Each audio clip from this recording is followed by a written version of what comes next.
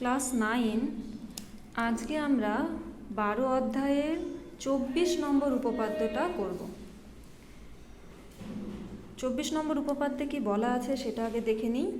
প্রমাণ করি ত্রিভুজ ও কোনো সামান্তরিক একই ভূমি ও একই সমান্তরাল সরলরেখা যুগলের মধ্যে অবস্থিত হলে ত্রিভুজের ক্ষেত্রফল সামান্তরিকের ক্ষেত্রফলের অর্ধেক হবে।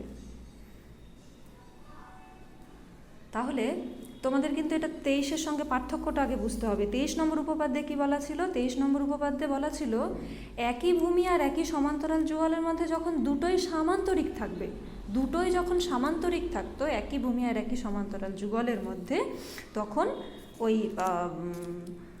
সামান্তরিক দুটির ক্ষেত্রফল সমান হতো। আর এখানে কিন্তু দুটো সামান্তরিক নেই, এখানে একটা ত্রিভুজ আর একটা সামান্তরিক। একটা ত্রিভুজ আর একটা সামান্তরিক যখন একই ভূমি আর একই সমান্তরাল যুগলের মধ্যে থাকবে, তখন ত্রিভুজটির ক্ষেত্রফল সামান্তরিকটির ক্ষেত্রফলের অর্ধেক হবে। এটা আমরা 24 নম্বর উপপাদ্যে প্রমাণ করব।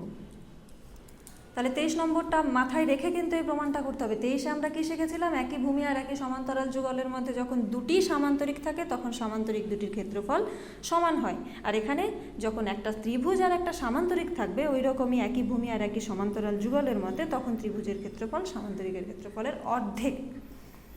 তাহলে আমরা প্রথমে একই ভূমি আর একই সমান্তরাল যুগলের মধ্যে একটা সামান্তরিক আর একটা ত্রিভুজ নিয়ে নিই।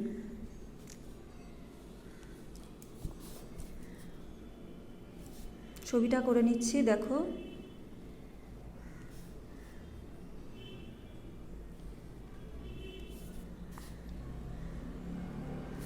এই একটা সামান্তরিক,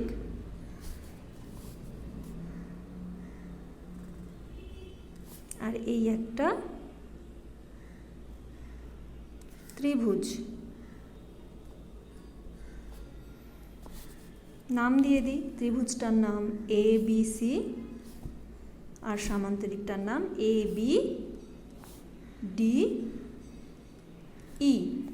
তাহলে ত্রিভুজ ABC আর সামান্তরিক ABDE, দেখো এরা কিন্তু একই ভূমি AB এর ওপর আর একই সমান্তরাল সরলরেখা যুগল AB আর DE এর মধ্যে অবস্থিত। কি প্রমাণ করতে হবে? প্রমাণ করতে হবে এই ত্রিভুজটির ক্ষেত্রফল এই সামান্তরিকটির ক্ষেত্রফলের অর্ধেক। তাহলে প্রদত্ত পাঠে আমরা কি লিখব? প্রদত্ত পাঠে লিখে নেবে কি? প্রদত্ত পাঠে লিখে নেবে, ধরা যাক ত্রিভুজ ABC এবং সামান্তরিক ABDE এরা একই ভূমি AB এবং একই সমান্তরাল সরলরেখা যুগল AB আর DE এর মধ্যে অবস্থিত। কি প্রমাণ করতে হবে? প্রমাণ করতে হবে এই ত্রিভুজটার ক্ষেত্রফল সামান্তরিকটার ক্ষেত্রফলের অর্ধেক, মানে ত্রিভুজ ABC সমান হাফ সামান্তরিক ABDE। এটা প্রমাণ করতে হবে ত্রিভুজের ক্ষেত্রফল সামান্তরিকটির ক্ষেত্রফলের অর্ধেক। এই উপপাদ্যটা করার সময় আমরা একটা অঙ্কন করে নেব। কি অঙ্কন করব? অঙ্কনে দেখো লিখে নেবে অঙ্কনটা, আমি বলে দিচ্ছি মুখে, তোমরা বই থেকে দেখে বুঝে তারপর নিজেরা প্র্যাকটিস করবে। অঙ্কনটা হবে এ বিন্দু থেকে এই যে BC বাহুটা, ত্রিভুজের BC বাহুটা, এই বাহুটার সমান্তরাল একটা সরলরেখা অঙ্কন করা হবে। এ বিন্দু থেকে BC এর সমান্তরাল সরলরেখা অঙ্কন করা হলো, যা বর্ধিত DE কে এ বিন্দুতে ছেদ করে। যা বর্ধিত DE মানে D কে বাড়িয়ে দিলে যে সরলরেখা পাবো, সেই সরলরেখাকে F বিন্দুতে ছেদ করবে। তাহলে অঙ্কনটা কি দাঁড়ালো? অঙ্কনটা দাঁড়ালো এ বিন্দু থেকে BC এর সমান্তরাল সরলরেখা অঙ্কন করা হলো, যা বর্ধিত DE কে F বিন্দুতে ছেদ করে। এবার প্রমাণটা ভালো করে বুঝবে। প্রমাণে দেখো, এই যে অঙ্কন করার ফলে দেখো আমরা একটা নতুন চতুর্ভুজ তৈরি হয়েছে দেখতে পাচ্ছি। এই চতুর্ভুজটা দেখো, নতুন একটা চতুর্ভুজ তৈরি হয়েছে। এই যে আমি একটু মোটা করে দিই, চোখে পড়বে ভালো করে। তাহলে এই যে নতুন একটা চতুর্ভুজ তৈরি হয়েছে কিন্তু এই যে অঙ্কনটা করার ফলে, তাই না? তো এই চতুর্ভুজটার নাম কি? ABCF। এই চতুর্ভুজটার এই ABCF চতুর্ভুজটির দেখো AB সমান্তরাল FC, মানে ABর সঙ্গে FC সরল রেখাটা কিন্তু সমান্তরাল। কেন সমান্তরাল? কারণ প্রদত্ততে আমাদের বলাই আছে, প্রদত্ততে দেওয়াই আছে AB আর DE সমান্তরাল, আর DE-কে বাড়িয়ে দিয়েছি মানে এই বর্ধিতটাও তো এর সঙ্গে সমান্তরালই হবে, তাই এর সঙ্গে এ কিন্তু সমান্তরাল। কি দাঁড়ালো তাহলে কোন চতুর্ভুজের? ABCF চতুর্ভুজের কার সঙ্গে কে সমান্তরাল হলো? AB সমান্তরাল FC। কেন? ব্র্যাকেটে লিখে দেবে প্রদত্ত, মানে এটা আমাদের দেওয়াই আছে, এটা সমান্তরাল। আবার AF সমান্তরাল BC। কেন? আমরা তো অঙ্কনটাই এইভাবে করেছি, AF-কে তো BC এর সঙ্গে সমান্তরাল করেই অঙ্কন করা হয়েছে, তাহলে অবশ্যই AF এর সঙ্গে BC সমান্তরাল। কেন? অঙ্কন অনুসারে AF সমান্তরাল BC, অঙ্কন অনুসারে সমান্তরাল। তাহলে এই চতুর্ভুজটার কি হলো? দুজোড়া বিপরীত বাহুই পরস্পরের সমান্তরাল হয়ে গেল। AF এর সঙ্গে BC সমান্তরাল, AB এর সঙ্গে FC সমান্তরাল। তাহলে এই চতুর্ভুজটা কি? একটা সামান্তরিক। অতএব ABCF একটি সামান্তরিক, মানে এই যে মোটা করে যে চতুর্ভুজটাকে দেখানো হয়েছে এটা কিন্তু একটা সামান্তরিক বেরিয়ে গেল। এবারে দেখো এই মোটা করে আঁকা যে সামান্তরিকটা আছে এটা, আর প্রদত্ততে আমাদের আগে আমরা যে সামান্তরিকটা নিয়েছিলাম ABDE, আগের সামান্তরিকটা, এই দুটোকে এবার একটু খেয়াল করো। এই মোটা করে আঁকা সামান্তরিকটা আর আগের যে সামান্তরিকটা, এই দুটোকে যদি খেয়াল করি দেখতে পাবো এই সামান্তরিক দুটো কিন্তু একই ভূমি AB এর ওপর আছে, আর একই সমান্তরাল যুগল AB আর DF এর মধ্যে অবস্থিত। এই যে একই সমান্তরাল যুগল AB আর DF এর মধ্যে দুটো সামান্তরিক আছে, আবার এদের একই ভূমি AB। তাহলে 23 নম্বর উপপাদ্য থেকে আমরা বলতেই পারি এই সামান্তরিক দুটির ক্ষেত্রফল সমান, কারণ 23-এ শিখেইছি দুটো সামান্তরিক যখন একই ভূমি আর একই সমান্তরাল যুগলের মধ্যে অবস্থান করবে তখন সামান্তরিক দুটির ক্ষেত্রফল সমান হবে, তার মানে সামান্তরিক দুটির ক্ষেত্রফল সমান। অতএব সামান্তরিক ABDE, মানে আগের সামান্তরিকটা, এর ক্ষেত্রফল সমান কার ক্ষেত্রফল? এই যে এখন অঙ্কনের ফলে যে সামান্তরিকটা তৈরি হয়েছে তার ক্ষেত্রফল, সমান সামান্তরিক ABCF এর ক্ষেত্রফল, মানে এই সামান্তরিক দুটির ক্ষেত্রফল সমান হলো 23 নম্বর উপপাদ্য ব্যবহার করে, মানে 23 নম্বর থেকে আমরা জেনে গেছি ওটা। এবার খেয়াল করো সামান্তরিক দুটির ক্ষেত্রফল সমান হলো।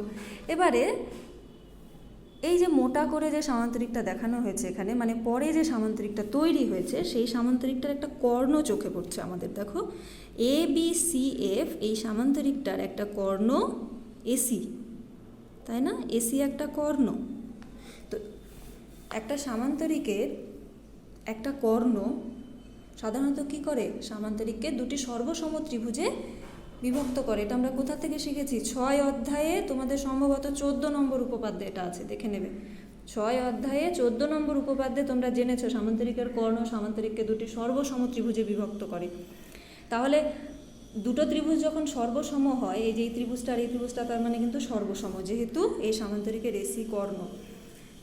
আর দুটো ত্রিভুজ সর্বসম হলে ত্রিভুজ দুটির ক্ষেত্রফলও সমান হয়, মানে সামান্তরিকটা আসলে সমান ক্ষেত্রফলের দুটি ত্রিভুজে বিভক্ত হয়েছে। এই ক্ষেত্রফলটা আর এই ক্ষেত্রফলটা সমান, তাহলে আমরা বলতেই পারি এই ক্ষেত্রফলটা মানে এই ত্রিভুজের ক্ষেত্রফলটা পুরো সামান্তরিকের ক্ষেত্রফলের অর্ধেক। কারণ এই যে সামান্তরিকটা যেহেতু দুটো সমান অংশে ভাগ হয়েছে, তাই একটা অংশ দুটো সমান অংশে ভাগ হয়েছে মানে একটা অংশ পুরো অংশটার অর্ধেক। তাহলে আমরা বলতেই পারি, কেন বলতে পারি এখানে তোমরা বলে দেবে যে সামান্তরিক কার কর্ণ নিয়েছি? ABCF এর AC কর্ণ। AC যেহেতু কর্ণ, অতএব আমরা বলতে পারি ত্রিভুজ ABC সমান হাফ সামান্তরিক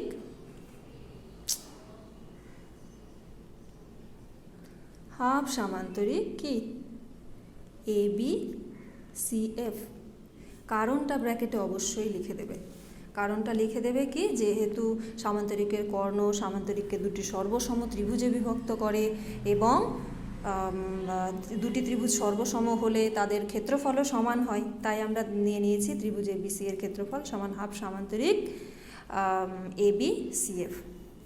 এবার দেখো, এই যে সামান্তরিক ABCF, এটা আবার কোন সামান্তরিকের সঙ্গে যেন সমান ছিল এখানে? এই যে সামান্তরিক ABCF এর ক্ষেত্রফল কার সঙ্গে সমান? সামান্তরিক ABD এর ক্ষেত্রফলের সঙ্গে সমান। তাহলে এই সামান্তরিকের বদলে আমরা লিখতেই পারি হাফ সামান্তরিক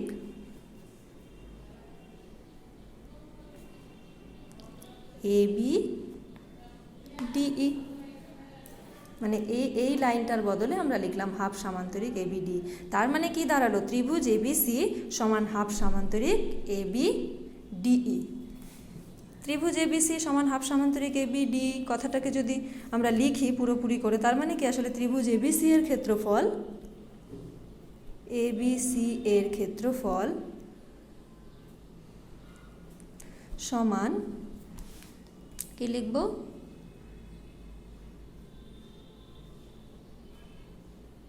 সামান্তরিক ABDE এর ক্ষেত্রফলের অর্ধেক।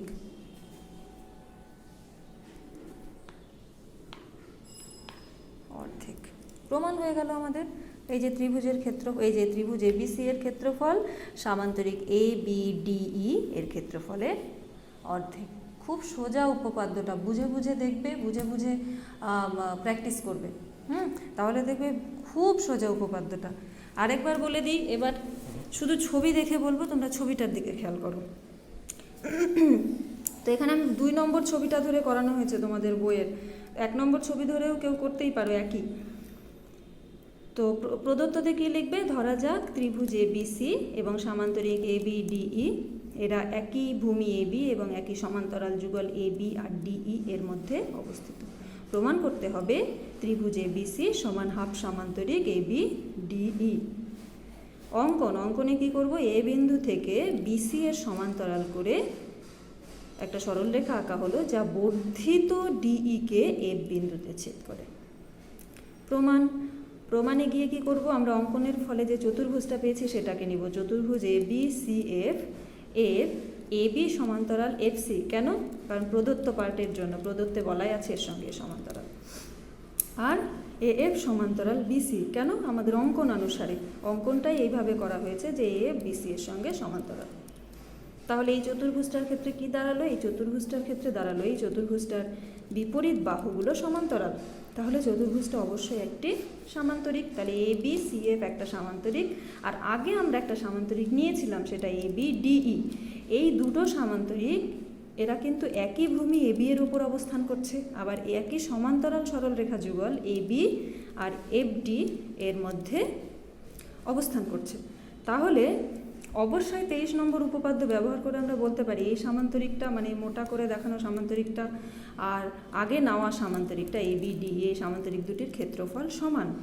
এবার নতুন যে সামান্তরিকটা তৈরি হয়েছে অঙ্কনের ফলে, সেটার একটা কর্ণ দেখতে পাচ্ছি AC কর্ণ। অতএব অবশ্যই এই ত্রিভুজটা এই পুরো সামান্তরিকের অর্ধেক হবে, কারণ কর্ণ সামান্তরিককে দুটি সর্বসম ত্রিভুজ বা সমান ত্রিভুজে ভাগ করে। তাই এই ত্রিভুজটা মানে ABC ত্রিভুজটা সমান হাফ সামান্তরিক এই সামান্তরিকটা ABCF। আবার ABCF কার সঙ্গে সমান? ABDE এর সঙ্গে সমান। তাহলে ABCF এর বদলে আমরা লিখব ABDE। তার মানে দাঁড়িয়ে গেল ত্রিভুজ ABC সমান হাফ সামান্তরিক ABDE। মানে ত্রিভুজ ABC এর ক্ষেত্রফল এই সামান্তরিকের ক্ষেত্রফলের অর্ধেকের সমান। তো 24 নম্বর উপপাদ্যটা তোমরা বাড়িতে ভালো করে ছবির সঙ্গে মিলিয়ে প্র্যাকটিস করবে। নিজে নিজে মুখস্থ না করে ছবি দেখে বুঝে বুঝে লেখার চেষ্টা করবে বা প্রমাণটা করার চেষ্টা করবে। কোথাও বুঝতে সমস্যা হলে জানাবে।